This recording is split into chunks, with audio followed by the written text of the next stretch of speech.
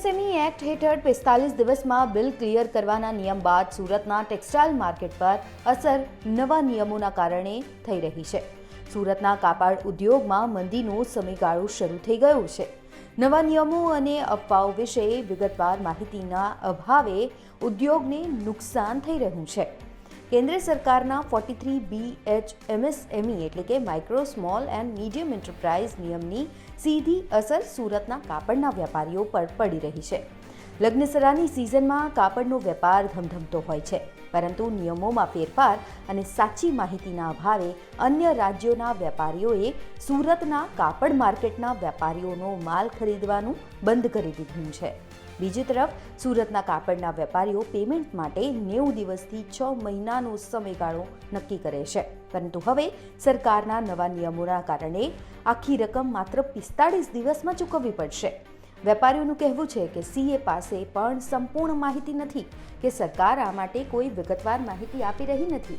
સુરતના વેપારીઓનું કહેવું છે કે સરકાર વેપારીઓ માટે જે નિયમો લાવી રહી છે તે સારા છે, પરંતુ આ નિયમની વાસ્તવિકતા અંગે વેપારીઓ સાથે ચર્ચા થવી જોઈએ, ત્યારબાદ જ સમસ્યાનો ઉકેલ આવી શકે છે।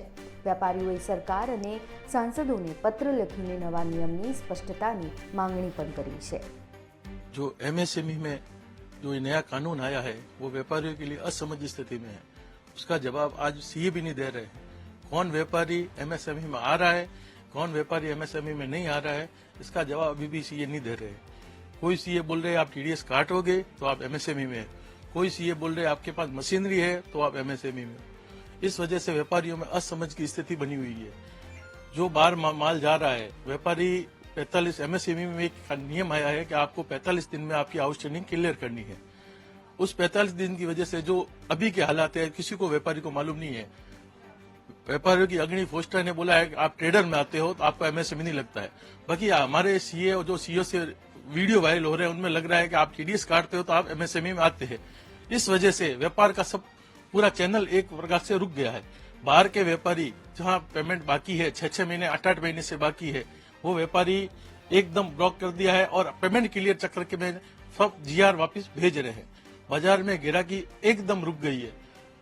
हमारी सरकार से ये गुजारिश है कि सीए को ये एक्ट पूरी तरह समझाए, जो व्यापारियों को समझा सके।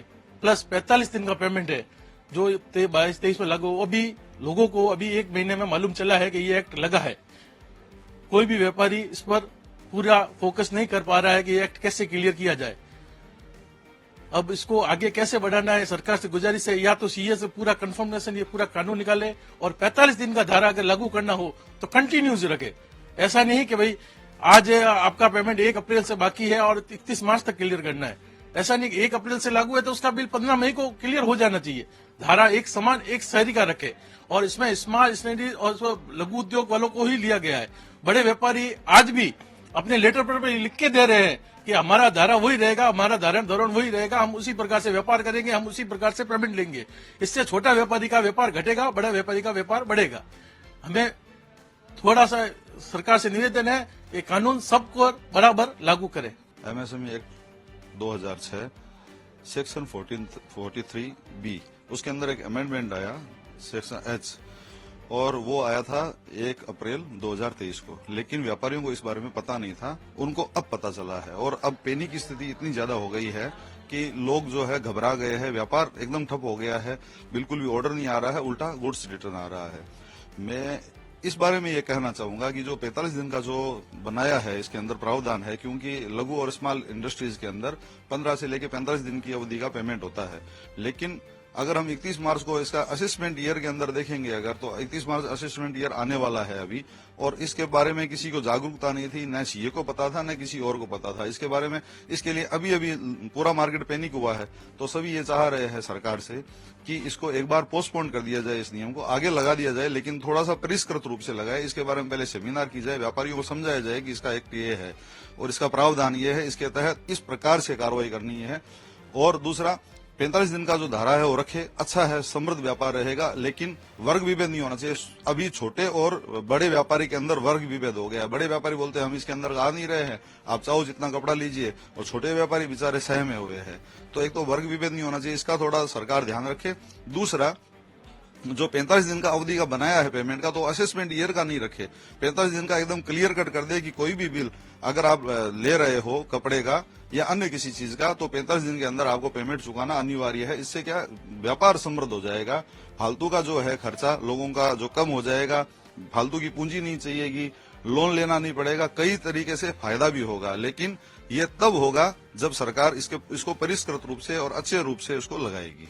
सूरत के अंदर 65,000 कपड़ा व्यापारी है। कुछ व्यापारियों को छोड़ देवे जो बड़े दर्जे के हैं, जैसे जिनके पास में मिल से लेकर के सब कुछ है, उनको छोड़ करके जितने भी व्यापारी है सूरत के अंदर, लगभग मैं बोलूंगा 60,000 व्यापारी जो है, उससे अधिक व्यापारी इसके तहत इस दायरे में आ रहे हैं और वो सीधा सीधा उनके ऊपर असर पड़ रहा है और सभी पैनिक स्थिति में अभी है, सभी असमंजसता की स्थिति में है कि आगे क्या किया जाए, उनको खुद को पता नहीं है। आज जो भारत सरकार द्वारा जो MSME का जो कानून लगाया गया है व्यापारियों के ऊपर, 45 दिन में मार्च एंडिंग में जो आउटस्टैंडिंग नहीं खड़ी रहे उसके लिए पेमेंट, अभी बाहर के व्यापारियों हम जो माल भेज रहे हैं, बाहर के व्यापारी सूरत में आउटस्टैंडिंग पेमेंट लेट ही होता है, इससे क्या व्यापार चलता रहता है। अभी जो 45 दिन आउटस्टैंडिंग जो 45 दिन में क्लियर करनी है, बाहर के व्यापारी वो नहीं कर पाते हैं, उसके कारण हमारा जो माल भेजा हुआ है वो आउटस्टैंडिंग क्लियर करने के लिए बाहर के व्यापारी पूरा माल वापस GR भेज रहे हैं और अपना आउटस्टैंडिंग क्लियर कर रहे हैं। उससे यहाँ सूरत के व्यापारी को ज्यादा नुकसान हो रहा है और उसके सामने माल भी कुछ मंगा नहीं रहे। अभी 1 महीने से पूरा मार्केट एकदम शांत पड़ा है, जो माल जा रहा है वो भी वापस आ रहा है और इसे सूरत कपड़ा बाजार को, हमको सबको बहुत भारी नुकसान हो रहा है। जो बड़े व्यापारी जिसे 50 करोड़ से ऊपर की सेल है, उन व्यापारी से वो सब लोग माल मंगा रहे हैं और छोटे व्यापारी से भी कोई माल मंगा नहीं रहा है, उसके कारण छोटे व्यापारी में बहुत ज्यादा नुकसान हो रहा है। इसके लिए वो अभी यही बोले कि हम 45 दिन में पेमेंट नहीं कर पाएंगे। अभी हाल फिलहाल जो हालत है, अगर सब व्यापारियों के लिए सेम कानून लागू हो भारत सरकार द्वारा, हम भी आगे से उसी हिसाब सोचेंगे। अब अचानक एक साथ इतना पेमेंट हम नहीं कर सकते। સુરતના કાપડ વેપારીઓ દેશભરમાં સાડી, લહેંગા અને કાપડ સપ્લાય કરે છે. જુદા જુદા રાજ્યોમાં જ્યાં જ્યાં કાપડ મોકલવામાં આવે છે ત્યાંના વેપારીઓએ થોડા સમય માટે કાપડ મંગાવવાનું બંધ કરી દીધું છે.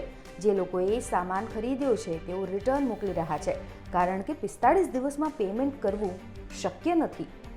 બ્યુરો રિપોર્ટ, ગુજરાત તક.